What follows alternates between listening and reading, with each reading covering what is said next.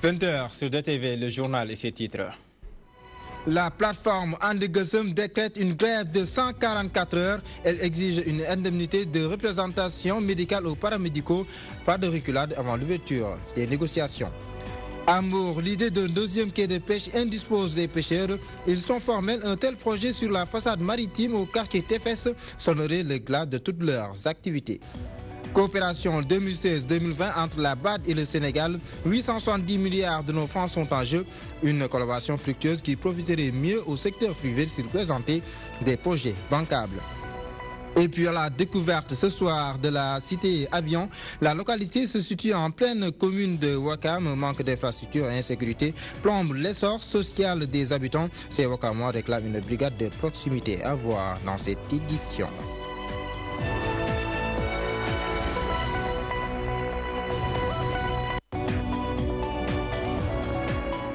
Bonsoir. 12e plan d'action de la plateforme And Gueusseum. Elle décrète une série de grèves de 144 heures à compter de ce mardi. Mbalo Diakam et ses camarades exigent l'ouverture des négociations, une indemnité de représentation médicale aux paramédicaux et pas seulement.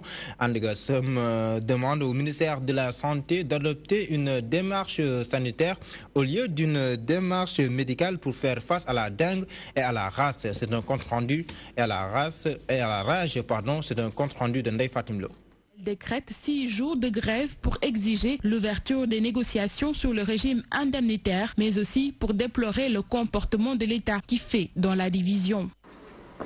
Après la lettre de rappel adressée à Madame le ministre de la Fonction publique, ne serait-ce que par courtoisie républicaine, elle n'a daigné en accuser réception à défaut de répondre.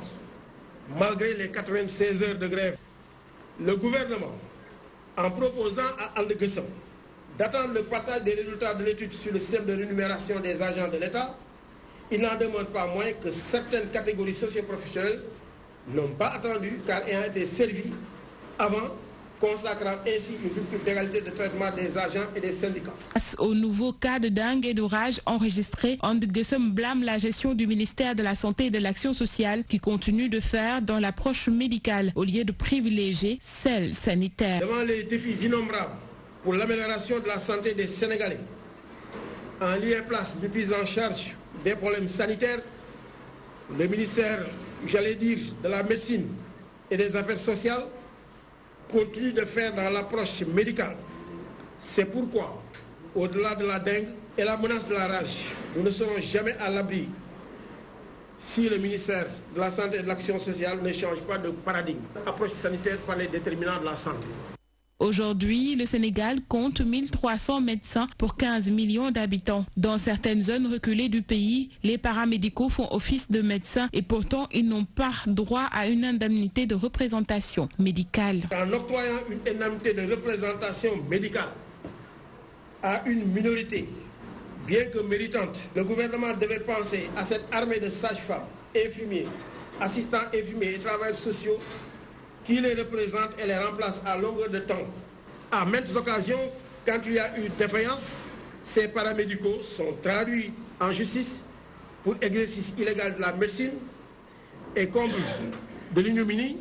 C'est le Conseil de l'ordre des médecins qui se substitue aux victimes pour se constituer partie civile alors qu'il devait balayer devant sa porte. Lors de ce point de presse, And Gueusseum n'a pas manqué de discréditer la CMU qui, selon elle, continue de ruiner les structures sanitaires et hospitalières. La plateforme est toujours déterminée à obtenir gain de cause en toute légitimité et en toutes les qualités.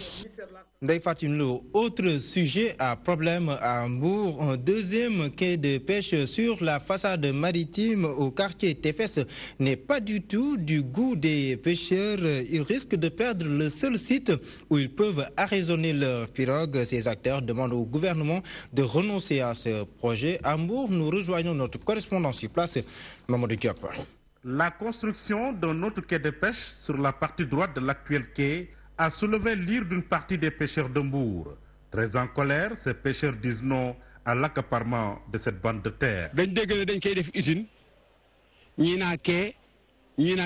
On a entendu dire qu'on va construire une usine, d'autres parlent d'une quai. Nous, on est totalement contre ce projet qui ne fera que plomber notre activité. Nous n'avons que cette façade maritime pour nos pirogues. Déterminés à aller jusqu'au bout de leur combat, Padoundo et ses camarades demandent à l'État de renoncer à ce projet. Si l'État ne renonce pas à ce projet, nous allons faire face. Nous ne sommes pas contre, mais qu'ils choisissent un autre lieu. La défense de leurs intérêts ne veut pas dire être opposant au régime. C'est ce que les membres de l'UNAPAS veulent faire comprendre au président Macky Sall. Nous ne sommes pas contre l'État, nous sommes en train de revendiquer nos droits. Nous pouvons dire que le président Macky Sall a fait beaucoup d'efforts dans ce secteur, mais qu'il soit informé que ce travail est en train d'être bafoué par certains de ses collaborateurs. Les membres de l'UNAPAS du département de Mbour veulent, dit-il, rencontrer le ministre de la Pêche et de l'économie maritime pour non seulement arrondir les angles, mais aussi trouver solution à leurs revendications. La politique à présent, le président du mouvement Sénégal Boubès soupçonne le gouvernement actuel de vouloir truquer les résultats de la présidentielle de 2019. Il invite à cette occasion l'opposition à s'unir pour faire face au régime du président Macky Sall. Maître Mam Adam Gueye, qui s'est rendu à Médina Gounass, est interrogé par notre correspondant en banlieue, Abdoulaye Wanyanga. Mais rien n'est prêt, justement. Le problème aujourd'hui, c'est que nous avons tous identifié des risques de tripatouillage, j'insiste, des élections. Maintenant, comme je l'ai dit, les manifestations, c'est bien, les recours, c'est bien, mais il faut avoir une approche de gestion opérationnelle des risques que nous avons identifiés. Les risques que nous avons identifiés, il faut que l'ensemble des candidats de l'opposition mutualisent leurs ressources et leurs forces pour faire une gestion opérationnelle des risques que nous avons identifiés. C'est ça la question. Il ne faut pas attendre au dernier moment pour se plaindre. Il faut aujourd'hui gérer ces risques en amont du processus du vote et en aval du vote. Si on mutualise les ressources, il est possible de prendre ça en charge. Parce qu'il ne faut pas se leurrer. Aujourd'hui, le régime a la volonté claire d'instrumentaliser le processus électoral au service des intérêts politiques du candidat Macky Sall. Ce que nous ne pouvons pas accepter. Et nous avons pris des initiatives, nous allons envoyer une correspondance à l'ensemble des candidats de l'opposition pour les inviter à une réunion de concertation sur cette question, pour la mise en place d'un état-major de gestion opérationnelle des risques que nous avons identifiés. Reparlons de l'élection de Soham El Wardini à la tête de la mairie de Dakar et ses conséquences dans la coalition Tahaou Dakar. Le maire de la Patte d'Oie, Banda Diop, a décidé de geler ses activités au sein de l'Alliance. Ses camarades Aïssatou Fall et Babacar Diop déplorent et l'invitent à savoir raison garder. Ils soutiennent que la dynamique du groupe ne souffrira d'aucun trouble s'il décidait de partir. El Haj Moussa Beya. L'élection de la nouvelle mairesse de la ville de Dakar, Soham El Wardini, continue d'être magnifiée par les membres de la coalition Tahaou Dakar. Ils déplorent cependant les positions du maire Banda Diop et Moussa Sy qu'ils perçoivent comme acte de défiance à l'endroit de leur leader, Khalifa Sall. Il ne devait même pas se présenter en réalité. Banda Diop se réclame toujours de khalifiste et je pense que quand tu es khalifiste, tu dois pouvoir vraiment s'adapter aux orientations de votre leader, Khalifa Babacar Sall. Alors, ça paie maintenant vraiment la marche de la coalition Tahaou Dakar. Vraiment, je pense que c'est trop dire. Mais ce qui est sûr et certain, personne ne souhaiterait avoir vraiment des défections par rapport à ta coalition. Sans les autres qui sont partis, nous serons toujours majoritaires à Dakar. Et ça va le montrer dans quelques jours. Membre de l'Alliance, également un des candidats malheureux à la succession de l'ex-maire de la ville, le maire de la Patte d'Oie, Banda Diop, a décidé de geler ses activités au sein de la coalition, ce que ses camarades ne manquent pas de désapprouver et l'invite à de meilleurs sentiments. Comme l'a dit Soham la dernière fois, que nous lui demandons de revenir dans les rangs, parce que c'est un camarade, c'est un frère. Parce que là, c'est un train Et en cours de chemin, comme l'avait dit Khalifa Sall, beaucoup vont descendre en cours de chemin, mais n'empêche, nous allons donc arriver à la gare. Nous devons travailler en étroite collaboration. La politique, c'est la politique, mais en dehors de la politique, c'est l'intérêt des Dakarois. Et eux, s'ils pensent que c'est des Dakarois qui pouvaient vraiment booster la ville de Dakar, je pense qu'ils n'ont pas le droit de démissionner dans ce conseil municipal. Ils doivent apporter leur pierre à l'édifice et je pense qu'on les appelle vraiment à ce niveau. Maintenant, dire qu'ils vont créer maintenant un dysfonctionnement ou bien un blocage au niveau de la coalition Taxawu Dakar, je ne pense pas du tout. Pour ces derniers, l'heure n'est pas à l'émiettement, d'autant que l'objectif du parrainage est devant eux. Mais la confiance est de mise avec le retour de Barthélémy Diaz. C'est évident qu'il va booster, qu'il va motiver, qu'il va galvaniser le groupe. Et Inch'Allah, nous avons bien entamé en tout cas le parrainage avec le coordinateur national Idrissa Diallo, le coordinateur régional, le maire Cheikh Gueye. Et ensemble, autour de l'essentiel, nous allons continuer le travail. Avec la libération de Barthélémy Diaz, ça nous rassure encore et nous allons descendre sur le terrain ensemble pour montrer aux Dakarois que Khalifa est toujours présent. La lutte pour la candidature de Khalifa Sall va se poursuivre, confient ces derniers. Selon eux, la dynamique de la coalition déroulée jusqu'ici va demeurer intacte, même avec de probables départs qu'ils ne souhaiteraient guère voir se matérialiser. Après les départs probables, parlons des soutiens. Le leader de CAR, Lenen, Amsatou Sow Sidibé, est très fier de l'élection de Soham Al-Wardini à la tête de la mairie de Dakar. Sa coalition compte lui prêter main forte pour la réussite de sa mission. Ayarengay nous en dit plus. De félicitations à l'endroit de la toute nouvelle mairesse de la capitale. Amsatou Sow Sidibé et sa coalition comptent accompagner Soham Wardini dans sa tâche. Aujourd'hui, doivent avoir confiance en elle, conscience de leurs droits mais aussi de leurs devoirs. Donc, félicitations à Madame Wardini et que son élection fasse tache d'huile au plus haut niveau jusqu'à la présidence de la République. Nous sommes derrière lui de travailler avec lui à tout moment qu'il a besoin de notre service. Très fier de la visite, l'actuel édile de Dakar tend la main à tout le monde pour continuer le travail de Khalifa Sall. Très honorée, elle a été la première femme leader à m'appeler juste après mon élection et je lui en suis reconnaissante. Je me réjouis donc de cette visite. Et je pense que nous aurons d'autres rencontres après cette première à la ville de Dakar. Je tends la main à tous les Sénégalais et les Sénégalaises.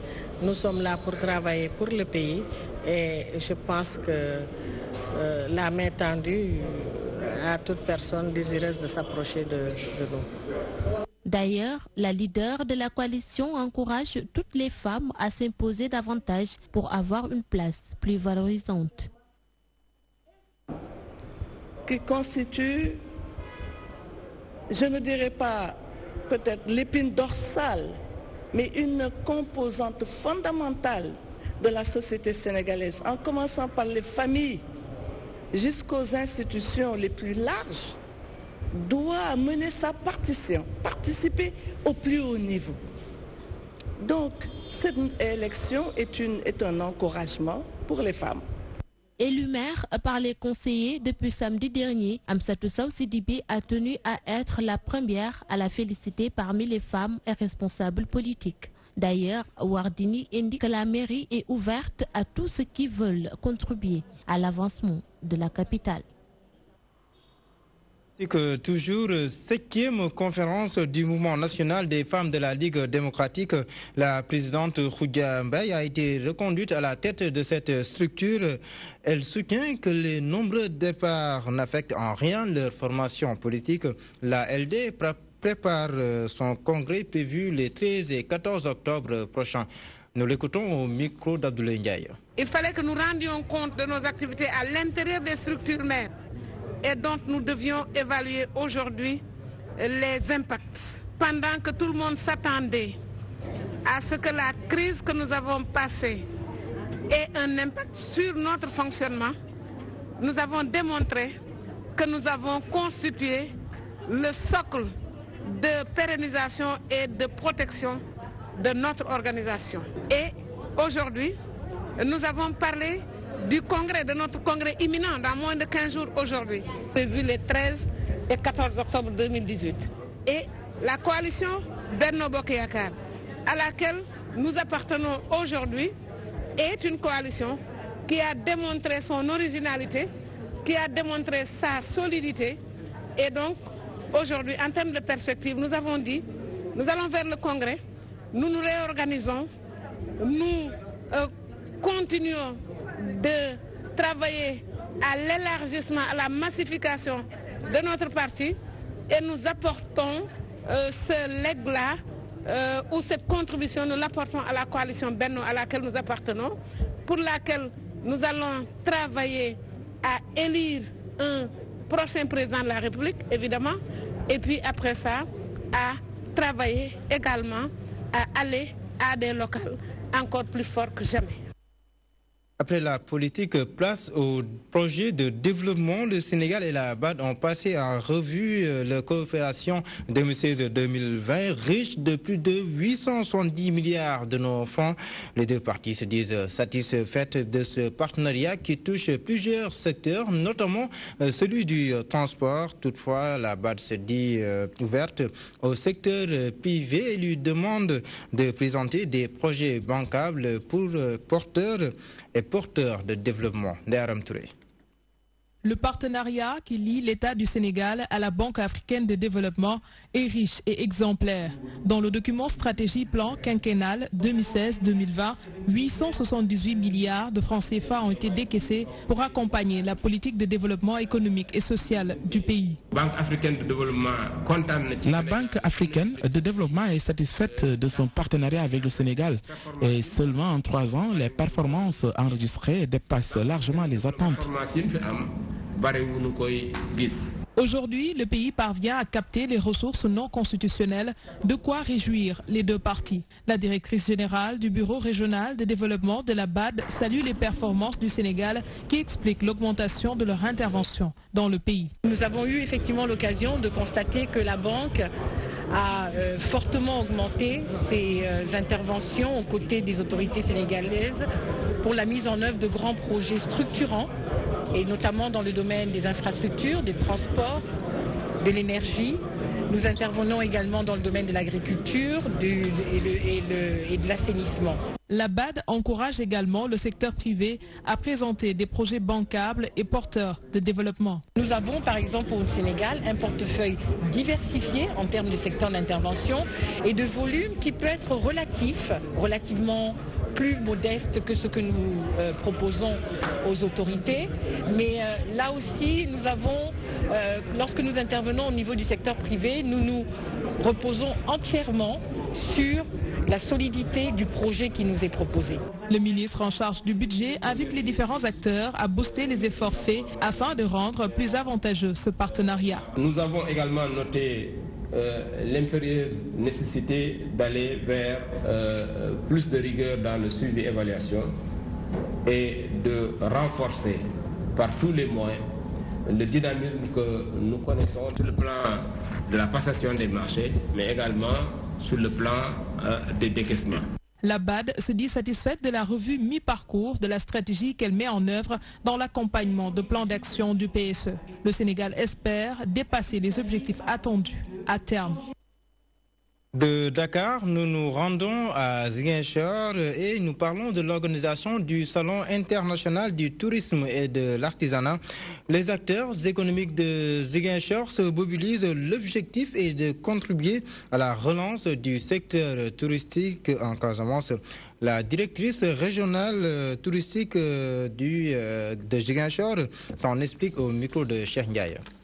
L'importance de cette rencontre, c'est pour mettre en exergue un événementiel qui se profile à l'horizon, à savoir le CITICA, le Salon international du tourisme, des industries culturelles et de l'artisanat. Donc c'est un souhait parti des acteurs eux-mêmes de la région qui veulent participer à la relance du tourisme en Casamance. Donc il y aura des activités qu'on aura à faire dans ce Citica et ces activités concerneront ces trois secteurs, à savoir la culture, le tourisme et l'artisanat. À travers la culture, comme je l'ai dit tantôt, il y aura des activités, à savoir un carnaval. Maintenant, pour le tourisme, il y aura les ductours, des différents circuits qui nous permettront de mettre en exergue toutes les potentialités touristiques qui existent au niveau de la région. Et maintenant, au niveau de l'artisanat, il y aura une foire qu'on va associer au salon du tourisme. Et dans cette foire, il y aura l'exposition de beaucoup de stands pour faire valoir le savoir-faire des artisans locaux. Le budget prévisionnel tourne aux environs de 178 millions.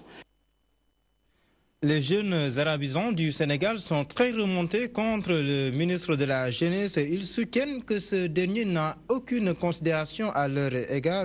Ils ont manifesté leur colère alors que Pape Gorgui Ndom s'est rendu à Guédiawaye pour sensibiliser les jeunes sur les nombreux cas de noyade. Abdoulaye Wanyaga nous en dit plus. Les vacances citoyennes se poursuivent. La région de Dakar a abrité à son tour les festivités. Une rencontre a été tenue au Grand Théâtre National par la Fédération nationale des Afro-Arabes du Sénégal. Le ministre de la Jeunesse n'a pas pris part à la manifestation, une chose qui n'est pas du goût des organisateurs. Nous sommes vraiment surpris et déçus par la tournure des événements, notamment cette activité, parce que le ministre Pape Gorgui Ndom n'a pas respecté ses engagements. Le budget qui était retenu n'a pas été décaissé. Et voilà, on se retrouve avec des difficultés et des dettes. Je ne sais même pas comment faire pour rembourser le transport des participants. La Fédération nationale des Afro-Arabes du Sénégal a aussi dénoncé la non-assistance du ministère de la Jeunesse de leurs activités. Ses membres menacent de mettre fin à la collaboration qui leur lie au département de la Jeunesse. On avait établi sur un budget de 300 millions de francs CFA pour le financement de 80 activités et rien n'a été fait. On se demande même où est passé cet argent. Nous demandons à tous les jeunes issus des conseils communaux, départementaux, régionaux et même nationaux de démissionner. Et je tiens même à préciser que nous avons arrêté le partenariat qui nous liait à ce ministère. Pendant ce temps, le ministre de la Jeunesse était à Guédiawaye. Il s'est rendu plus précisément à la place de Malibou. Il a procédé là-bas à une journée d'investissement humain pour rendre propre l'endroit. Ici, nous sommes très ravis de se retrouver ici à Malibou avec 3 principales activités qui ont été inscrites dans l'agenda. A signaler qu'avant cette étape, le ministre de la Jeunesse Pape Ndong et sa délégation étaient à Rufisque pour un reboisement du littoral, des actions citoyennes d'une haute importance, a-t-il expliqué. Connaissez-vous la cité Avion? Notez bien que cette cité se situe dans la commune de Ouakam. Dans cette cité, les habitants souffrent le martyre à cause de l'absence d'infrastructures. L'insécurité a atteint des proportions inquiétantes. Aujourd'hui, la population, vous allez le voir, réclame une brigade de proximité à la découverte de la cité Avion et c'est Mansour Sow qui nous sert de guide. Qui chointent à l'intérieur même des maisons.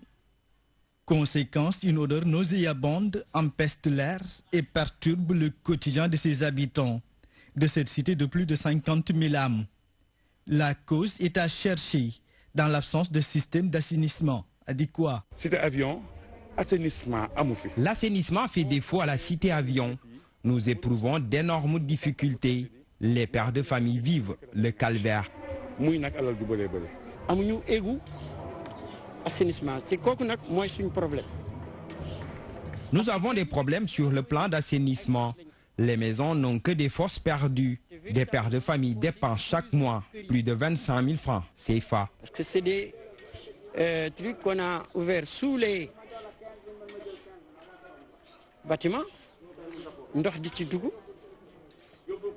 te nit ñi pour ñu di ko ngacc am ñoo xam ne seen fosse yi réyul tous les mois ñu dépenser 25 000 pour mën ko dindi. Demba Thioye est délégué de quartier de la cité avion B2.